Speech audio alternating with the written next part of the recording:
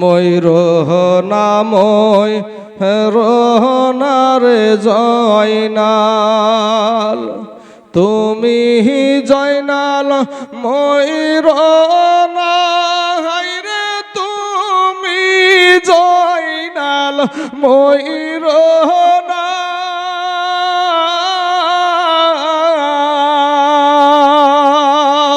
তুমি জয়নাল মারারে গেলে, তুমি জয়নাল মারারে গেলে, নাবির বংশ থাকবে না। তুমি জয়নাল মারারে গেলে, নাবির বংশ থাকবে না। মহরমের 10 তারিখে, মহরমের 10 তারিখে কি ঘটাইলেন রব্বানা, হায়রে কি ঘটাইলেন রব্বানা।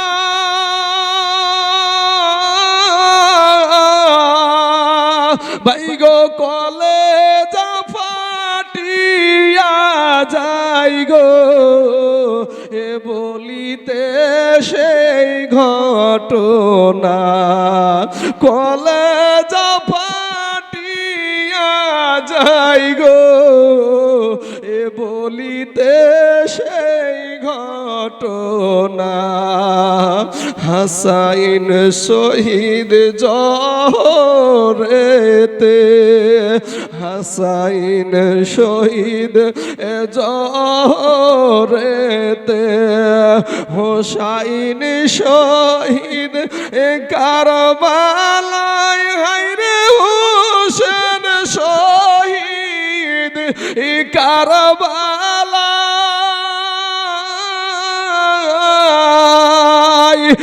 জয়নাল আবদিন বন্দিরে হইল, ইয়াজিদের জেলখানায়। জয়নাল আবদিন বন্দিরে হইল, ইয়াজিদের জেলখানায়। আল্লাহুম্মা সাল্লি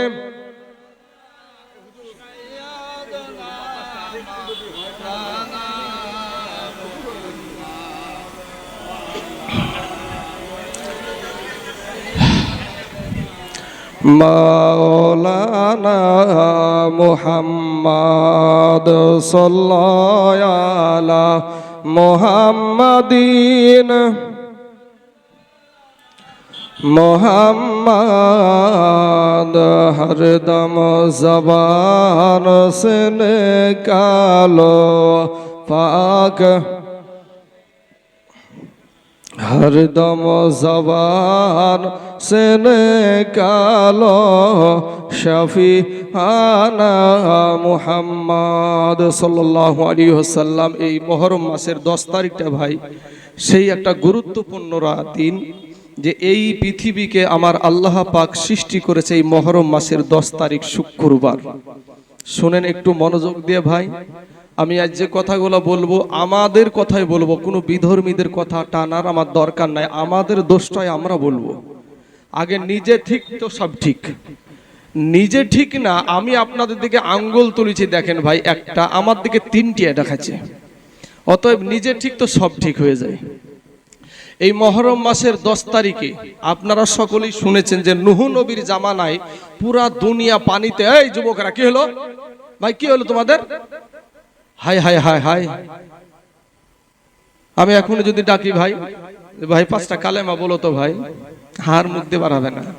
আমরা দেখেছি, আমরা বিয়ে পড়াই না মাল, তো বিয়ে পড়াই না মাল না, তো বিয়ে যখন পড়াই এখানে আরো ইমাম আমার তৌসিফ বন্ধু একটা আছে, এটাও আমার বন্ধু।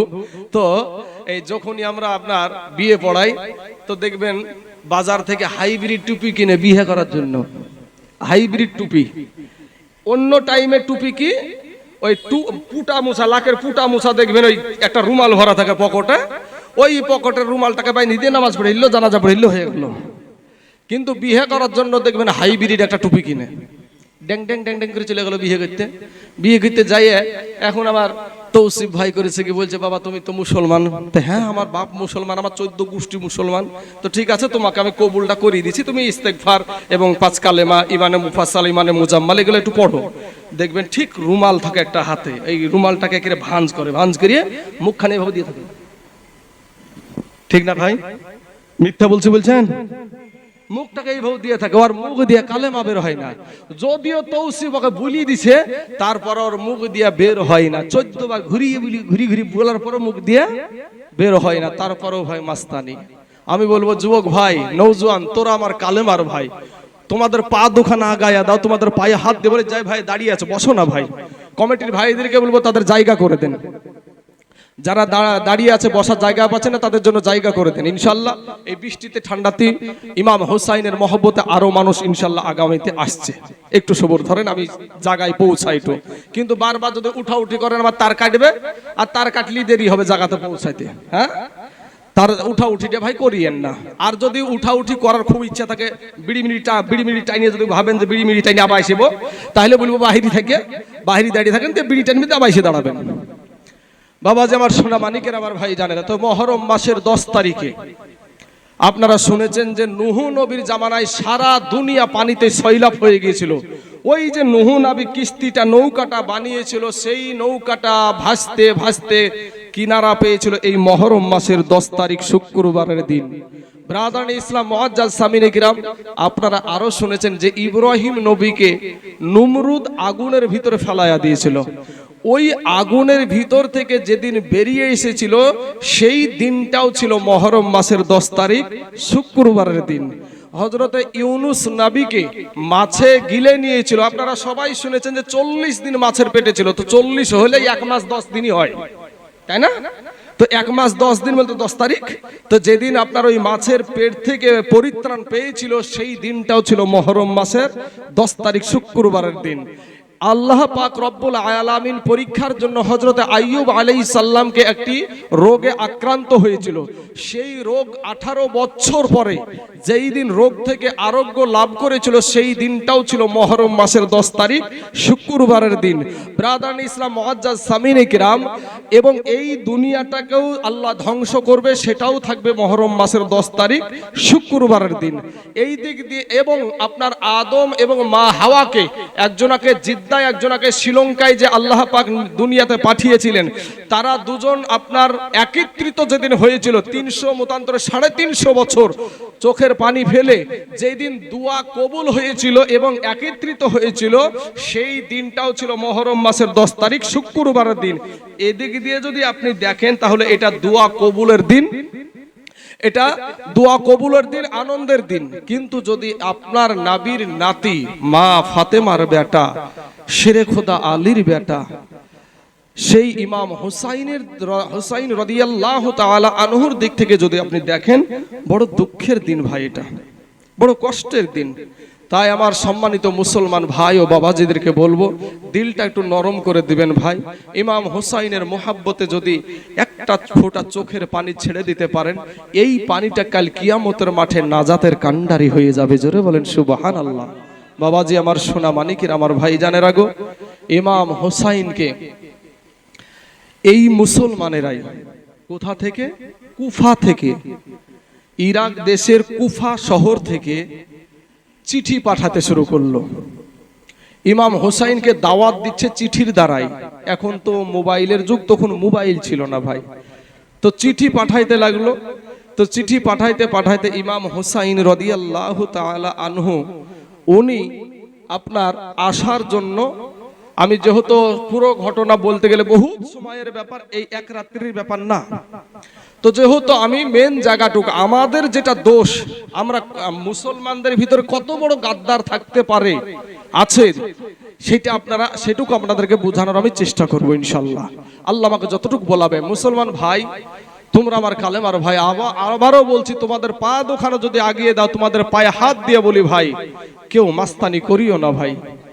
তুমি এই দুনিয়াতে মাস্তানি করছো, এক্ষুনি যদি তোমার নিঃশ্বাসটা বন্ধ হয়ে যায়, যত বন্ধু বান্ধবীর সঙ্গে ঘোরাঘুরি করছো, যাদের সাথে হাসি ঠাট্টা আনন্দ গল্প গুজব করছো, একজনও তোমার সঙ্গে যাবে না। যাবে ভাই?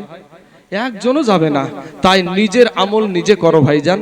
শোনা, ইমাম হুসাইন রাদিয়াল্লাহু তাআলা আনহু, উনি বাবাজি যখন আসলেন, ওনাকে কারবালার মাঠে আটকিয়ে দিলেন। এর আগে আপনার ইমাম মুসলিম এসেছে, তার 2 সন্তান এসেছে, বিস্তারিত আমি ওদিকে যাচ্ছি না। তবে আমার উদ্দেশ্য যে আমরা কতটা নিকৃষ্ট হতে পারি সেই জায়গাটা তুলে ধরতে চাইছি।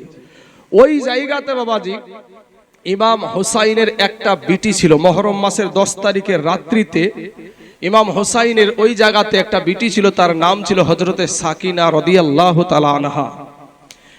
এই সাকিনাকে হযরতে হুসাইন তালিম দিচ্ছে। কি তালিম দিচ্ছে? বেটিরে, আজকে রাত্রিটা ঘুমাইবার রাত্রিটা না, আজকের রাত্রিটা হলো জাগনে কা রাত্রি। বাবারা, আমার পর্দার আড়ালের মা খালা গো, শুনে জানা যে রাতের বেলা মা যে দুঃখের বায়ান আপনাদের সম্মুখে তুলে ধরলাম রে বাপ, আমার বায়ান আপনাদের মজা লাগুক, আর সেটা আমার উদ্দেশ্য না, সেটা আমার নিয়াত না। আমার নিয়াত হলো তাদের মুহাব্বতে আমি কথাগুলো বলে যাব।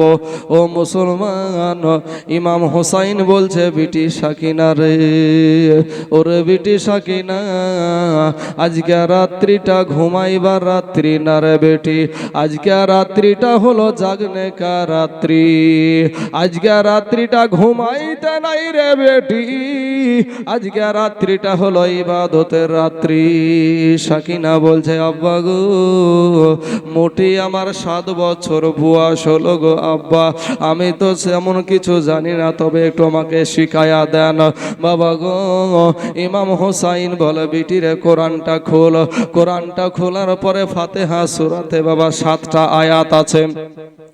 এই 7টা আয়াত তেলাওয়াত করাতে করাতে সাকিনা নজর করে দেখছে ওই কোরআনের পাতাটাই, ওই জায়গাটায় যেটাতে কোরআন লেখা ছিল, ওটাতে দেখছেন যে 2 ফোঁটা পানি বাবারে ওতে পড়ে গিয়েছে, কোরআনের পৃষ্ঠাতে পড়ে গিয়েছে। ইমামা হুসাইনের বিটি সাকিনা রাদিয়াল্লাহু তাআলা আনহা, উনি চিন্তা করছেন, আকাশে তো মেঘ নাই, বৃষ্টির পানিও না, এটা ঝর্ণার পানিও না, পাহাড়ের পানিও না, এই পানিটা কোথা থেকে আসলো? ওপর দিকে নজর করে দেখে গো, ওই পানিটা বৃষ্টির পানি ছিল না, ওটা ঝর্ণার পানিও ছিল না, পাহাড়ের পানিও ছিল না, ওটা ছিল আমার দয়ার নবীজির নাতি, কলেজার টুকরা, নয়নের পাড়া মা ফাতেমার বেটা ইমাম হুসাইনের চোখ দিয়ে বাবা পানি বের হয়ে যাচ্ছে। সাকিনা একটা ডাক দিয়ে বলে, আব্বু, আব্বু গো, আমাকে কোরআন শিখাইতে গিয়ে তুমি কি কষ্ট পেলে নাকি গো আব্বু? হুসাইন বলে, বিটি রে, কোরআন শিক্ষা যে দেয় এবং যে কোরআন শিক্ষা করে সবচাইতে উৎকৃষ্ট ব্যক্তি, কোরআন শিক্ষা দিতে কেন কষ্ট পাবো রে বেটি? বলে, আব্বু গো, তাহলে তোমার চোখে কেন পানি দেখা যায়? হযরতে হুসাইন রাদিয়াল্লাহু তাআলা আনহু একটা ডাক দিয়া বলে, বিটি সাকিনা রে, আমার নানা বলে গেছে রে, আমি হুসাইন আমার নানার উম্মতের জন্য আমি কারবালার জমিনে শহীদ হয়ে যাব। বিটি রে, মুহররম মাসের 10 তারিখ শুক্রবারের দিন, ওরে বেটি, আগামীকাল মুহররম মাসের 10 তারিখ শুক্রবার, বিটির আগামীকাল আমি শহীদ হয়ে যাব রে বেটি। আমি আর কোনো দিন তোকে কোরআন শিক্ষা দিতে পারবো না, আর কোনো দিন দেখা হবে না। এই কথাটা মনে পড়ে গিয়া বিটি রে, আমি একটু চোখে পানি চলে এসেছে। বাবা গো এবার বেটিকে শিখায়া দিয়া টুক টুক টুক টুক টুক টুক করে বাবা তার একটা বোন ছিল, ওই বোনটার নাম হলো হযরতে জৈনব রাদিয়াল্লাহু তাআলা আনহা। ওই জৈনবের কাছে গিয়া জৈনবের বাবা এই চুরি পরা জায়গাটাই, যেই জায়গাটায় মহিলারা চুরি পরে ওই জায়গাটায় ইমাম হোসাইন একটা চুমা দিয়ে দিল। যেমন চুমা দিয়েছে বাপ, সঙ্গে সঙ্গে আপনার জৈনব সঙ্গে সঙ্গে ইমাম হোসাইনের গলাতে একটা চুমা দিয়ে দিল। হোসাইন বলে, বোন জৈনব রে, ওরে বোন তুই আমার কপালে চুমা দিলি না, ঠোঁটে চুমা দিলি না, গালে চুমা দিলি না, বোন রে আমার গলাতে কেন চুমা দিলে, আমার গলাতে কেন চুমা দিলে? হোসাইনকে ডাক দিয়া বলে, ভাই তুমিও তো আমার কপালে চুমা দিলা না, গালে চুমা দিলা না, ঠোঁটে চুমা দিলা না, ভাই গো আমার এই হাতে কেন চুমা দিলা গো ভাই? হোসাইন বলে, বোন রে আমার নানা বলে গেছে রে, আমার নানার উম্মতের জন্য আমি হুসাইন কারবালার জমিনে শহীদ হয়ে যাব। আগামীকাল মুহররম মাসের 10 তারিখ শুক্রবার আমি যখন শহীদ হয়ে যাব রে বোন, তোর ওই চুরি পরা জায়গাটায় ওই ইয়াজিদের বাহিনী, ইবনে জিয়াদের বাহিনী, ওই ইবনে জিয়াদের বাহিনী ওরা তোর হাতে দড়ি পরায়া টানতে টানতে দামেস্কে নিয়ে যাবে রে বোন। এর জন্য তাদের দড়ি পরানোর আগে আমি একটা চুমা দিয়ে দিলাম। বোন এবার তুই বল আমার গলাতে কেন চুমা দিলি? ডাক দিয়া বলে, ও ভাই আমিও জানি আমাদের নানা বলে গেছে মুহররম মাসের 10 তারিখ শুক্রবারে তুমি শহীদ হয়ে যাবা কারবালার জমিনে। আগামীকাল মুহররম মাসের 10 তারিখ শুক্রবার ভাই গো তোমার গলাতে ছুরি চালাবে, তাই ওই গলাতে ছুরি চালানোর আগে আমি একটা বার চুমা দিয়ে দিলাম। জোরে বলেন সুবহানাল্লাহ। সবাই কি বাবা ইবাদতে লাগিয়ে দিয়া ইমাম হোসাইন ইবাদত করছেন, সারা রাত্রি আল্লাহর কাছে কান্নাকাটি করছেন বাবা। এবার ফজরের ওয়াক্ত হয়ে গেল, ফজরের নামাজ পড়ে সাথী ভাইদেরকে ডেকে বলছেন, ভাই গো আপনারা যে যেদিক দিয়া পারবেন এই কারবালার জমিন ছেড়ে মক্কা মদিনাতে চলে যান। আমি হোসাইন আমার নানার উম্মতের জন্য আমি এই কারবালার জমিনে শহীদ হয়ে যাব। তাই কি রে বাবা, ইমানদার ব্যক্তি তো কোনো সময় কাউকে ফেলে যায় না। এ বাবারাম সবাইকে মিটিং করে নিয়ে মাসোয়ারা করে নেওয়ার পরে ইমাম হোসাইন একটা তরবারি ছিল, ওই তরবারিটার নাম হলো জুলফিকার তরবারি। ওই জুলফিকার তরবারিটা আপনার আগাটা মাটিতে গেড়ে দিয়া ডামারটাকে আপনার দাড়ি মুবারকের কাছে লাগিয়ে দিয়েছে। কি করছে ওইভাবে বাবা চিন্তা করছে আর শুধু চোখের পানি ছেড়ে দিয়েছে বাবা। ওই চোখের পানিতে ইমাম হোসাইনের গাল ভিজে, দাড়ি ভিজে বাবা, তরবারির গোসল হয়ে যাচ্ছে। কি চিন্তা করছে? এটাই চিন্তা করছে, আহারে আজ 3 দিন হয়ে গেল এখানে আসা, আমার সঙ্গে ছোট ছোট বাচ্চারা আছে, আমার সঙ্গে নারীরা আছে, আজ আমি এক ফোঁটা পানি তাদেরকে দিতে পারলাম না। কখন জানি কে পানি চাইবে, আমি কেমন করে পানি দিব? মুখের কথা মুখেই থাকলো রে ভাই, অমনি যেন কে বলে উঠলো আলা আতাস। কে কাকে বলবে? সন্তান তার মা জননীকে বলছে, মা গো আমাকে একটু পানি দাও গো মা। ওই সন্তানটার কেউ না রে বাবা, নাবি বংশের সন্তান, নুরানি শরীর রে বাপ। ওই সন্তানটার কেউ নাই, ইমাম হোসাইনের ছোট বেটা, 6 মাসের আলী আসগার, কেউ বলেছে 12 মাসের আলী আসগার 6 মাসের হোক আর 12 মাসের হোক দুধ খাওয়াতো বাচ্চা রে বাবা। আপনারা বলবেন দুধ খাওয়া বাচ্চা কি কথা বলতে পারে? ও যুবক ভাই শুনো, কালার কথা কালার মা কিন্তু বুঝে। একটা বাচ্চা ছেলে ঘুমানোর জন্য কান্না করছে না খাবারের জন্য কান্না করছে, পৃথিবীর কেউ বুঝতে না পারলে জনম দুঃখিনী মায়েরা বুঝে। জনম দুঃখিনী মা জননী বুঝে আমার সন্তান কি কারণে কান্না করছে, আমার সন্তানের কি হয়েছে, কিসের জন্য আমার সন্তান কাঁদছে, এটা কেউ না বুঝলে মা বুঝে রে বাবা। আলী আসগার যেন বলছে মা গো একটু পানি দাও গো মা, একটু পানি দাও। ইমাম হোসাইনের বিবি ডাক দিয়ে বলে বেটা রে, ওরে বেটা পানি তো নাই। আজ যেই নবী সৃষ্টি না হলে পানি সৃষ্টি হতো না, যেই নবী সৃষ্টি না হলে ফুরাত নদী সৃষ্টি হতো না। সেই ফুরাত নদীকে ঘেরাও করেছে বাবা কোনো হিন্দু না, কোনো আপনার খ্রিস্টান না, বৌদ্ধর না, জৈনরা না, তারাও ছিল ভাই কালেমা পড়া মুসলমান। 22,000 সৈন্য দিয়ে আমার নবীর বংশ ইমাম বংশকে আটকিয়ে দিয়েছে, ফুরাত নদীকে বন্ধ করে দিয়েছে রে ভাই। আমি এটাই আপনাদেরকে বোঝাতে চাইছিলাম, যারা এই মহরম মাসের অনুষ্ঠানকে নিয়ে টিটকারি করে, মাস্করা করে, কেচ্চা কাহিনী বলে অনেক রকমের তকমা দেয়, ও মুসলমান তারা বা এজিদকে রহমতুল্লাহ আলাই বলে। জোরে বলেন নাউজুবিল্লাহ।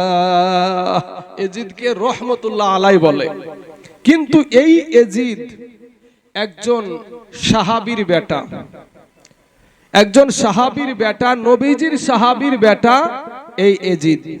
এই এজিদ তারা বলে যে এজিদের কোনো দোষ ছিল না। অনেকের মুখে আমি শুনেছি যে তারা বলে এজিদের কোনো দোষ ছিল না, কিন্তু এজিদের দোষ আছে কিনা একটা কথা শুনেন। নবীজির মসজিদ যেটা মসজিদে নববী, সেই মসজিদে 3 দিন আজান একামত নামাজ বন্ধ করে দিয়েছিল, এবং নবীজির মসজিদে আপনার গাধা ঘোড়া বেঁধে রেখেছিল পেশাব পায়খানা করার জন্য। জোরে বলেন নাউজুবিল্লাহ। ভাই মুসলমান, আমি আপনাদেরকে প্রথমেই বলতে চাই যে অন্যদেরকে না, নিজেকে আগে ঠিক রাখার দরকার। আমরা কি, আমাদের ব্যবহার কি, তারপরে আপনার যেখানে পাই, এই জায়গাতে যেখানে পাচ্ছে, সেই এজিদি বাহিনীরা যেখানে পেয়েছিল সেখানেই সাহাবীদেরকে আপনার কতল করেছিল, শহীদ করেছিল। এমনকি 3000 সাহাবীর বিবিদেরকে, 3000 সাহাবীর বিবিকে তারা ধর্ষণ করেছিল। জোরে বলেন নাউজুবিল্লাহ। বাবাজি আমার সোনা মানিকেরা, এরপরে একজন আল্লাহর নবীর আশিক পাগল বেশে নবীজির রওজার পাশে ফকির বেশে পাগল বেশে ছিলেন। উনি বলছেন যে আমি দেখলাম যে যখন আজানের ওয়াক্ত হতো, যখন আজানের ওয়াক্ত হতো, আমার দয়ার নবী নূর নবী ওই রওজা মুবারকের ভিতর থেকে আজান দিত। জোরে বলেন সুবহানাল্লাহ। এই এজিদি বাহিনী, আপনারা যে হজ করতে যান বা আমরাও আপনার যে কাবার দিকে মুখ করে যে নামাজ পড়ি, সেই কাবা শরীফে আক্রমণ চালিয়ে যে আপনার ইব্রাহিম নবী যে কোরবানি করেছিল ইসমাইল নবীকে, তার ইসমাইল নবীর পরিবর্তে একটা দুম্বা কোরবানি হয়েছিল, সেই মাথাটা আপনার কাবা শরীফে আপনার ঝুলানো ছিল। ওই এজিদি বাহিনীর আক্রমণে সেটা ভেঙে পড়ে গিয়েছিল। সম্মানিত ভাই, তারপরেও এই এজিদকে তারা রহমতুল্লাহ আলাই বলে। আজকে বাবাজি, আজকে বিপদে কাদের জন্য পড়েছি আমরা? সুন্নিরা কোনোদিন কোনো দলের দালালি করতে যাই না, কোনো পার্টির কোনো মৌলবীরা দালালি করতে যাই না। সম্মানিত ভাই, আজ আমাদের যত কিছু উঠায়া দিচ্ছে এই সমস্ত ওহাবিরাই। আমি তাদের বিপক্ষে, আমি তাদেরকে গালি দেওয়ার জন্য আমি বসি না, আমার গালি দেওয়াটা আমার আদর্শ না ভাই। তবে আমি আপনাদেরকে এতটুকুই বলছি যে যারা ইমাম হুসাইনের জন্য পানি বন্ধ করেছিল তারাও ছিল মুসলমান। লালবাগের হাজারদুয়ারিতে নবাব সিরাজদৌল্লার সাথে যে মির্জাফর, সেই মির্জাফরই করেছিল, সেও ছিল মুসলমান নামের একজন কুলাঙ্গার। আপনারা ভাবছেন যে মুসলমান হলি বাবা জান্নাতি নাকি? গরুর মাংস খালি মনে হয় জান্নাতি? না ভাই, কুত্তাতেও গরুর মাংস খায়। কুত্তা তো গরুর মাংস খায় না গো, কুত্তা তো গরুর মাংস খায়। তাহলে বোঝা যায় যে গরুর মাংস খালি যে মুসলমান। সরকার ভাবলে এরা তো গরুর মাংস ছাড়া বাঁচবে না, হ্যাঁ আমাদের কুরবানিকে বন্ধ করবে। আরে ভাই, আমাদের জন্য আমার আল্লাহ পাক রব্বুল আলামিন এক রাস্তা বন্ধ করলে হাজার রাস্তা খোলা রেখেছে। মুমিন ব্যক্তিদের জন্য, কমিনের জন্য নয়, মুমিনদের জন্য এক রাস্তা বন্ধ হলে আবার হাজার রাস্তা আপনার জন্য খুলে দেবে। আপনারা শুনেছেন যে মুসা নবীকে তিন দিক থেকে ঘেরাও করে ফেলেছে, আর আরেক দিকে সাগর, নদী। সেই নদীতে আর যাওয়ার রাস্তা নাই। সাহাবীরা বলছেন, ইয়ে ওগো আল্লাহর নবী মুসা আলাইহিস সালাম, এবার কি হবে? আল্লাহ পাক রব্বুল আলামিন জিবরাইলের মাধ্যমে বললেন, তোমার হাতে কি? বলে আশা মুবারক লাঠি, ওই লাঠি দিয়ে আক্রমণ করো পানিতে। যেমন পানিতে আক্রমণ করলে একেবারে বাবাজি 34 নম্বর রোড হয়ে গেছে, হইয়ে রোড। ওই রোড দিয়ে মুসা নবীর দলবল নিয়ে পার হয়ে গেল, আর যত এই কুখ্যাত কাফের গুলা ছিল পানির ভিতরে প্রবেশ করে সবগুলা ওখানে শেষ। আমার ওদিকে বক্তব্য না। তো বাবাজি, যেই জালেম বেড়ে যাবে দেখবেন ওর বিচার আমার আল্লাহ করবে। তবে আপনাকে একটা কথা বলি, আমি একটা কিতাব পড়েছিলাম, যদিও তখন আমি এটা দেওবন্দি মতের কিতাবটা আমি পড়েছিলাম।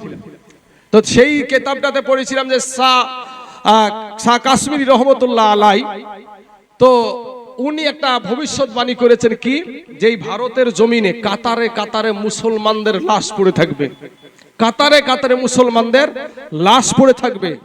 এই লাশ দেখে, এই মুসলমানদের কষ্ট দেখে বাংলাদেশ, পাকিস্তান আর আফগানিস্তান এই তিনটে দেশ একত্রিত হবে, দিয়ে আপনার আক্রমণ করবে ভারতে, ভারতকে আপনার তারা জয় করে নেবে, তখন হবে এটা মুসলিম কান্ট্রি। কিন্তু তার আগে মুসলমানদের কাতারে কাতারে লাশ পড়ে থাকবে।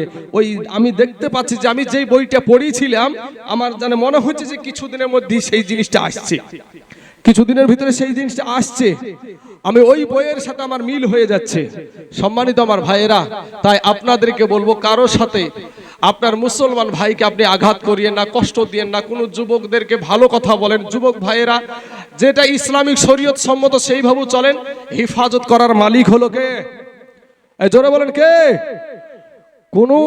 কোনো কাফেরের কাছে মুসলমানেরা মাথা নত করে না। আমাদের কাছে অস্ত্র নাই, আমাদের কাছে বন্দুক নাই, আমাদের প্রশাসন না, আমাদের মুখ্যমন্ত্রী না, আমাদের প্রধানমন্ত্রী না। তারা যদিও মুখ্যমন্ত্রী আছে আমরা মেনে চলি, তাদেরকে সম্মান করি, প্রধানমন্ত্রীকেও সম্মান করি, কিন্তু আমাদেরকে বারবার বাংলাদেশি, নামাজ পড়তে হলে বাংলাদেশে যাও, পাকিস্তানে যাও, এই রকম তকমা দেয়। যদিও আমরা এই দেশের, আপনার এই দেশেরই আমরা নাগরিক, তারপরও আমাদেরকে বারবার বলা হয়, জঙ্গি তকমা দেওয়া হয়, সন্ত্রাসী তকমা দেওয়া হয়। ওরে ভাই শোন, আমাদের হাতে কোনো অস্ত্র নাই, প্রশাসন নাই, তারপরও বলবো তোদের জন্য, কাফেরকে সাইজ করার জন্য এই মুসলমান যুবকদের হাতে রাস্তার পাথরই যথেষ্ট। কথা বলেন ঠিক না ঠিক? ভয় লাগছে ভাই? মনে হয় আপনাদের ডমকলের কি করেছিল এই মোবাইলে, কি করতো, কন্টেন্ট ক্রিয়েটর অ্যারেস্ট করে নিয়েছে বাবাজি। হক কথা, সত্য কথা বলতে, যে সত্য কথা তুলে ধরেছে তার জন্যই অ্যারেস্ট। তো ভাই শোনা, আমরা মুসলমান, আমরা কোনো কাফেরের কাছে মাথা নত করিনি, করবও না। যারা মুনাফিক তাদের বিষয় আলাদা, কিন্তু আমরা এক আল্লাহকে মানি, আমরা এক আল্লাহকে মানি, আর আমরা নবীর আদর্শ নিয়ে চলি। আমরা কাউকে আগে আক্রমণ করতে যাই না। মুসলমান ভাই আমার সোনা মানিকরা, তো সেই জায়গাতে ইমাম হুসাইনের 6 মাসের শিশু, দুধের বাচ্চা আলী আসগার রাদিয়াল্লাহু তাআলা আনহু, ওই আলী আসগার বলছে, মা গো একটু পানি দাও না মা, ও মা একটু পানি দাও না। মা বলছে, বেটা রে, ওরে বেটা, আমি তোর মা, তোকে তো পানি দিতে পারবো না রে বেটা। বাবারে আঁচল দিয়া ঢেকে নিয়ে স্তনে বাবা লাগায়া দিল, স্তনগুলা চুষে চুষে চুষে চুষে আমার আলী আসগার 1 ফোঁটা দুগ্ধ বের হয়েছিল না রে বাবা। একটা মহিলা যদি, একটা মা যদি বাবা 3 দিন পর্যন্ত পেটে খাবার না যায়, পানি না যায়, ওই মহিলাটা কি দুগ্ধ দিতে পারে গো? ও মুসলমান বাবাজি আমার ভাইয়েরা, এবার স্তন ছেড়ে দিয়ে বলে, মা গো, ও গো মা, আমি আগেই ভালো করেছিলাম গো মা, তোমার স্তন চুষে চুষে আমার নরম নরম ঠোঁটগুলা যেন গরম হয়ে গেল মা গো। আমি আগেই ভালো ছিলাম গো মা। মা জননী চোখের পানি ছেড়ে দিয়া কান্দে আর বলে, বেটা আলী আসগার রে, ওরে বেটা আলী আসগার, আমি তোর জনম দুঃখিনী মা, আমি তোর গর্ভধারণী মা। বেটারে আমি তো তোকে দুগ্ধ দিতে পারলাম না রে বেটা, বেটা রে আমি তো তোকে দুগ্ধ দিতে পারলাম না রে বেটা। দুই হাত দিয়ে বাবা সন্তানকে এইরকম উঁচা করে জিহ্বাটা বের করে বলে, বেটা রে আমি তোর মা, তোকে তো আমি দুগ্ধ দিতে পারলাম না রে বেটা। এই যে আমার জিহ্বাটা চুষে চুষে তোর পিপাসা মিটায়া দে, তোর তৃষ্ণা মিটায়া দে। আলী আসগার বাবা জিহ্বা চুষে চুষে পিপাসা মিটলো না। আস্তে আস্তে যেন আপনার আলী আসগার নিঢাল মেরে দিচ্ছে, আস্তে আস্তে যেন কুমাগুলা বসে যাচ্ছে, চোখগুলা বসে যাচ্ছে। মা জননীর কোলে যখন ছেলে এইভাবে কহবতী করে গো, কোন মা আছে বাবা শান্তি থাকবে, কোন মা আছে সহ্য করবে? এ মা জননী চিন্তা করছে পানি বিহনে যদি আমার কলেজার টুকরা নয়নের পারা আলী আসগার মরে যায়, আমার স্বামীকে আমি কি জবাব দিব? পর্দাশীল হইয়া স্বামীর কাছে গিয়া বলে, প্রাণের স্বামী গো, আমার জানের স্বামী একটা আবদার নিয়ে এসেছি। আমার হুসাইন, আমার দয়ার নবীজির নাতি, আমার মা ফাতেমার বেটা ডাক দিয়া বলে, বিবি গো, কারবালার জমিনে তুমি কিসের আবদার করবা? এবার শহর বারো ডাক দিয়া বলে, স্বামী আমি মক্কা যাওয়ার আবদার করব না, আমি মদিনা যাওয়ার আবদার করব না, আমার বাবার বাড়ির আবদার করব না, আমার আবুল কাসেমের জন্য আমি আবদার করব না, আমার নিজের জন্য না, আমার জয়নাল আবেদিনের জন্য না, আলী আকবরের জন্য না, সাকিনার জন্য না, এই দেখেন আমাদের দুধের বাচ্চা আলী আসগারের জন্য স্বামী গো, এক ফোঁটা একটু পানি চাই গো স্বামী। হুসাইন বলছে, পানি? বিবি তুমি তো জানো এই এজিদের 22,000 সৈন্য ফুরাত নদীকে ঘেরাও করে রেখে দিয়েছে, তারা তো পানি দিবে না, নবী বংশের জন্য পানি বন্ধ করে দিয়েছে। এবার আলী আসগারের মা বলে, স্বামী গো, ওগো স্বামী, আমার ছেলে পানি বিহনে মারা যাবে, আমি কেমন করে সহ্য করব? একটাবার আপনি আমার এই সন্তানটাকে কোলে করে নিয়ে যান, একটাবার কোলে করে নিয়ে যান। আমি যেমন আপনাকে নিয়ে এসে দেখালাম, আপনার দেখে মায়া হলো, দয়া হলো, তাদের দিলে যদি একজনেরও মায়া হয়, হয়তো একটু পানি মিলবে। আমার দয়ার নবীজির নাতি ইমাম হুসাইন বলছে, বিবি গো, তোমার বেটা তোমার মায়া লাগবে, আমার বেটা আমার মায়া লাগবে, কিন্তু বিবি গো, ওই ইয়াজিদের দলের ভিতরে কারো মায়া লাগবে না। বিবি বাবা না ছোড় বান্দা, স্বামী গো একটু চেষ্টা করে দেখেন না, একটু চেষ্টা করে দেখেন না, আমার এই কলেজার টুকরা, আমার নয়নের পারা, আমার সন্তান আমার চোখের সামনে ছটফট করে মারা যাবে, আমি সহ্য করব কেমন করে? বিবি যখন না ছোড় বান্দারে বাবা, ইন দি মিন টাইমে বাবা হুসাইন ডাক দিয়ে বলে, বিবি গো, ঠিক আছে, ওই ডেরার ভিতরে, তাবুর ভিতরে একটা চামড়ার মশক 7.5 কেজি পানি আনবে, ওই 7.5 কেজি পানিয়াটা মশকটা তুমি নিয়ে এসো, আর আলী আসগারকে নিয়ে ইমাম হুসাইন বাবা ইস্পাহানি ঘোড়াতে চেপে গেল।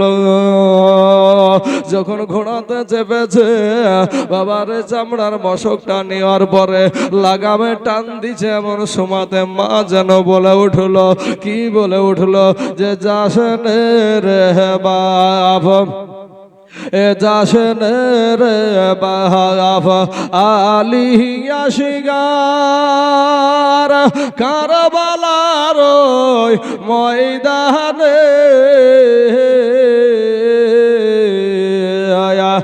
যাসেন রে বায়াফ আলিয়া শিগার কারবালার ওই ময়দানে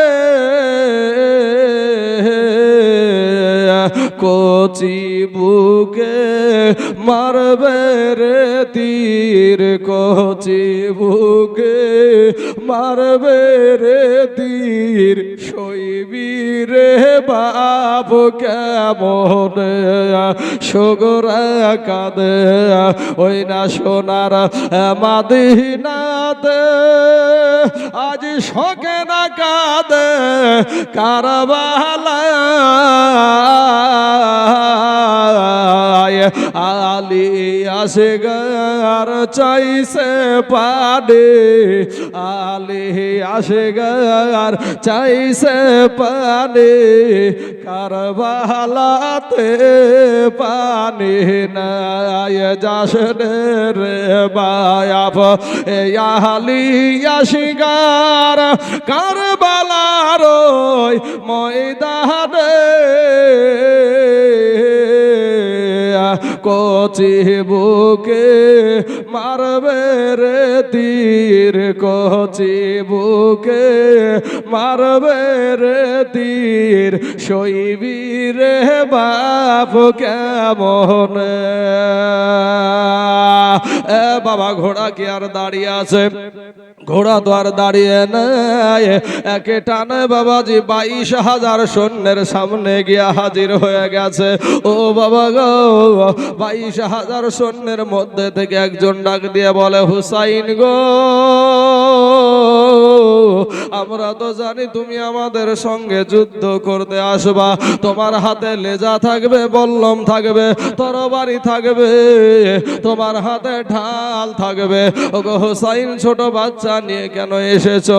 আমার হুসাইন একটা ডাক দিয়ে বলে, আমার দয়ার নবীজির নাতি, কলেজার টুকরা, নয়নের পারারে বাবা, যে হুসাইন কে আমার নবীজি সেজদায় গিয়েছে, আমার হুসাইন বাবা নবীজির পিঠের উপরে উঠে বসেছে, আমার হুসাইনের মুহাব্বতে আমার নবীজি সেজদাকে লম্বা করে দিয়েছে রে বাবা। কারো জন্য নামাজে অপেক্ষা করা যায় না, কিন্তু আমার দয়ার নবীজির নাতির জন্য আমার নবী বলেছেন, আমার হাসান হুসাইনকে যারা ভালোবাসলো আমি নবীকে তারা ভালোবাসলো, আমার হাসান হুসাইনকে যারা কষ্ট দিল তারা আমি নবীকে কষ্ট দিল। ওরে মুসলমান ভাই, সেই হুসাইন আমার নবীর বংশের সন্তান গো, যারা বাবাজি যে দুই ভাই আমাদের সমস্ত জান্নাতি যুবকদের সর্দার হবে, সেই হুসাইন আমাদের জন্য বাবা কারবালার জমিনে জীবন দিচ্ছে, কারবালার জমিনে শহীদ হচ্ছে রে বাবা, শুধুমাত্র আমাদের জন্য।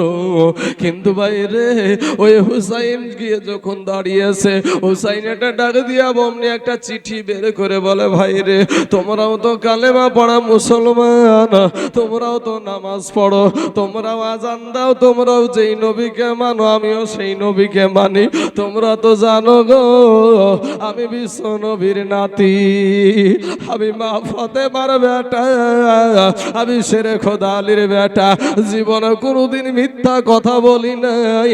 একটা চিঠি বের করে দিয়া রে বাবা বলছে, দেখো এই চিঠি আমাকে দাওয়াত করে নিয়ে এসেছে, আমাকে দাওয়াত করে এখানে নিয়ে এসে আটকিয়ে দিয়েছে। এ বাবা না, অমনি যেন আপনার একজন ডাকাত বলল, হোসাইন তোমার এই সমস্ত লেকচার বন্ধ করে দিয়ে বলো এখানে বাচ্চা নিয়ে কেন এসেছো? বলে, ওরে এজিদের দল, ওরে এজিদের দল, তোরা তো জানিস আমার নানা যদি না হতো তাহলে ফুরাত নদী হতো না, আমার নানা যদি না হতো ফুরাতের পানি হতো না। ওরে এজিদের দল, আমি কিচ্ছু চাই না, তোদের কাছে একটু পানি চাই, এই পানিটা আমার জন্য না, আমার অন্য কোনো ব্যক্তির জন্য না, আমার এই দেখ 6 মাসের দুধের বাচ্চা, আমি হয়তো তোদের সাথে কোনো অন্যায় করি করেছি, কিন্তু আমার এই দুধের বাচ্চা আলী আসগার তোদের তো কোনো অন্যায় করেনি, অপরাধ করেনি। আমার এই 6 মাসের শিশু আলী আসগারকে একটু পানি দে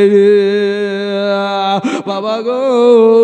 অমনি যেন আপনার ওই মদখোর শরাবখোরের ডাক দিয়া বলে, হুসাইন গো, আমরা জানতাম যে তুমি জীবনে কোনোদিন এটা মিথ্যা কথা বলো না, কিন্তু একটু পানির জন্য এত বড় মিথ্যা কথা তুমি বলে ফেললে।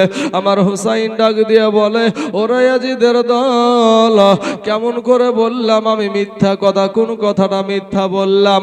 বলে, তুমি ছোট বাচ্চার বাহানায় পানি নিয়ে গিয়ে সবাই পান করবে, এটাই তোমার একটা মিথ্যা বাহানা। আবার হুসাইন রাদিয়াল্লাহু তাআলা আরো ডাক দিয়ে বলে, ওরে ইয়াজিদের দল, আমি হইলাম বিশ্ব নবীজির নাতি, মা ফাতেমার বেটা, শেরে খোদা আলীর বেটা।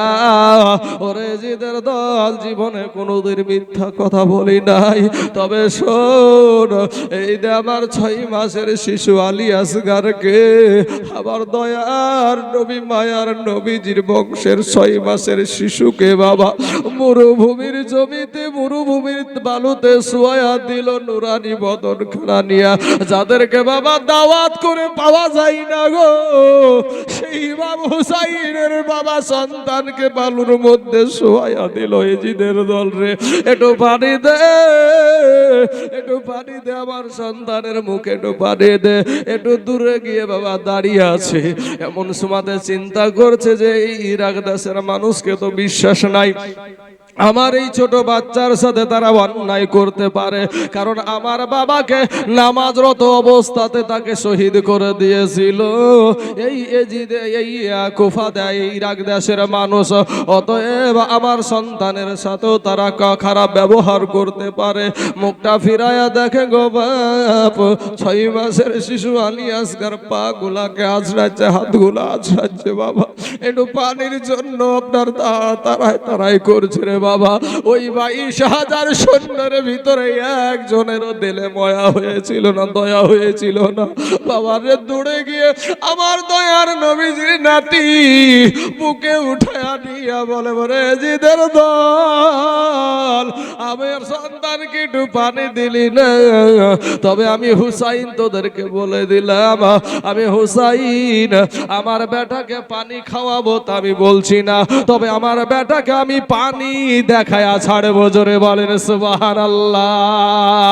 আবার একটা ঝাপলাপ দিয়ে আপনার ইস্পাহানি ঘোড়াতে চেপে গিয়া, ইস্পাহানি ঘোড়াতে চেপে গিয়ে এমন ভাবে বাবা লাগামে টান দিয়েছে রে বাবা, ওই ঘোড়াটা আসমান দিয়ে গিয়েছিল না, পাতাল দিয়ে গিয়েছিল না বাপ, একেবারে 22,000 সৈন্যের মুখে লাথি মেরে দিয়া ফুরাত নদীতে ঘোড়াকে নামায়া দিয়েছে। জোরে বলেন সুবহানাল্লাহ।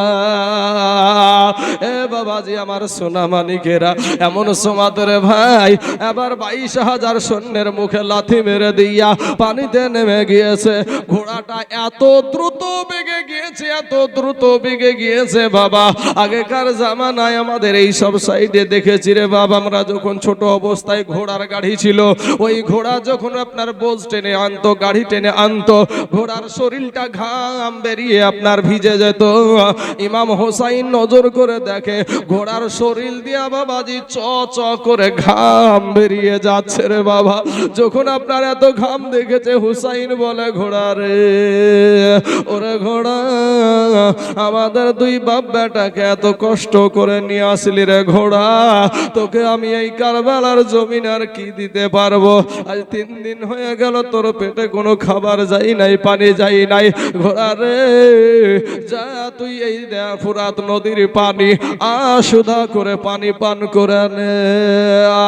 যেমন ইমাম হুসাইন হুকুম দিয়েছে বাবা, সঙ্গে সঙ্গে ঘোড়াটা আপনার পানিতে মুখটা লাগিয়ে দিয়েছে। দম মারে নাই, চুম্বুক এখনো মারে নাই, হাউজ ভর্তি করে নাই, অমনি যেন আপনার আলী আসগার বলে উঠলো, আল আতাস, আব্বা গো একটু পানি দাও গো, আব্বা একটু পানি দাও। হুসাইন বলে, বেটা আলী আসগার রে, তুই পানি চেয়েছিলি রে বেটা তোর মা জননীর কাছে রে বেটা, এই যে আমি চামড়ার মশক 7.5 কেজি পানি আমি মশক ভর্তি করে নিয়ে নিলাম রে বেটা, এই পানি দিয়া তোর শুধু খাওয়া না তোর গোসল দেওয়া হবে রে বেটা। জোরে বলেন সুবহানাল্লাহ। আলী আসগার হয়তো বলেছিল, আব্বু গো ফুরাত নদীতে আসার পরেও যখন আমার জবানে একটু পানি গেল না, আমার এই দুনিয়ার পানি মনে হয় আর আমার দোয়া জীবনে যাবে না। হুসাইন একটা ডাক দিয়ে বলে, ঘোড়া রে এত কষ্ট করে আমাদের বাপ বেটাকে ফুরাত নদীতে নামায়া দিয়েছিস, তাড়াতাড়ি করে চল, আমার বেটার অবস্থা ভালো না, এটা তাড়াতাড়ি করে ডেরার দিকে নিয়ে চল। ঘোড়ার লাগামটা বাবা এত টানে ঘোড়ার আপনার কষা কেটে রক্ত বের হয়ে যায়, এরপরেও ঘোড়া হিলে না, ঘোড়া লড়ে না। ইমাম হুসাইন বলে, ঘোড়া রে তুইও কি এজিদের দলের মতো হয়ে গেলি নাকি, সীমারের মতো হলি নাকি, তুই কি ইবনে জিয়াদের মতো হলি নাকি? আমার আল্লাহকে ঘোড়া ডাক দিয়া বলে, আল্লাহ মাবুদ গো আমার একটা বার জবানটা খুলাইয়া দাও, আমার মনের বেদনাটা একটু আমি নবীজির নাতিকে একটু শোনায়া দিই। ঘোড়া থেকে যেন আওয়াজ আসতে শুরু হয়ে গেল, হুসাইন গো আমি ইবনে জিয়াদ না, আমি ইয়াজিদ না, আমি সীমার না, আমি হুরমুলা না, আমি হইলাম বিশ্ব নবীর নাতি, মা ফাতেমার বেটা, শের খোদা আলীর বেটা, আলী আসগারের আব্বা জান ইমাম হুসাইন রাদিয়াল্লাহু তাআলা আনহুর আমি ঘোড়া। বলে, ঘোড়া রে তাহলে আমাদের বাপ বেটাকে নিয়ে যাস না কেন রে ঘোড়া? এবার ঘোড়া ডাক দিয়া বলছেন, ঘোড়া বলছে, ওগো হুসাইন আমার নবীজি বলেছে কোন রোজাদার ব্যক্তিদের সামনে যেন তোমরা খাইও না, কোন বিধবা নারীর সামনে যেন তোমার স্বামীর গৌরব করিও না, কোন এতিম সন্তানের সামনে যেন তোমার সন্তানকে আদর করিও না, কারণ ওই এতিমের মনে দুঃখ লাগবে রে, ওই বিধবার মনে কষ্ট হবে। তাই বললো যখন তোমার সন্তান পানি চাইলো তুমি তাকে একটু পানি দিলা না, আর তোমার হুকুম পাওয়ার পরে আমি ঘোড়া পানিতে মুখ লাগাইয়া দিয়েছি। হুসাইন গো আমি চুম্বুক মারি নাই, আমি দম মারি নাই, ও গো হুসাইন মুখটা আমি পানিতে লাগাইয়া দিয়েছি, এটাই আমার অন্যায় হয়ে গেছে। যতক্ষণ পর্যন্ত আমাকে ক্ষমা না করবা ততক্ষণ পর্যন্ত আমি পানি থেকে উঠবো না, মরে গেলেও এই পানি থেকে একটা ধাপ আমি বাড়াবো না। আমার হুসাইন ডাক দিয়া বলে, ঘোড়া রে চোপায়া জানোয়ার হয়ে তোর এত জ্ঞান আমার আল্লাহ দিয়েছে রে ঘোড়া, এই জ্ঞান যদি আজ এজিদের দলের থাকতো, ইবনে জিয়াদের দলের থাকতো, তাহলে আজ মুসলমানে মারামারি লাগতো না, মুসলমানে কাটাকাটি লাগতো না। ওরে ঘোড়া যা, আমি তোকে মাফ করে দিলাম, তাড়াতাড়ি করে চল, আমার বেটার অবস্থা ভালো না। আল্লাহুম্মা সাল্লি আলা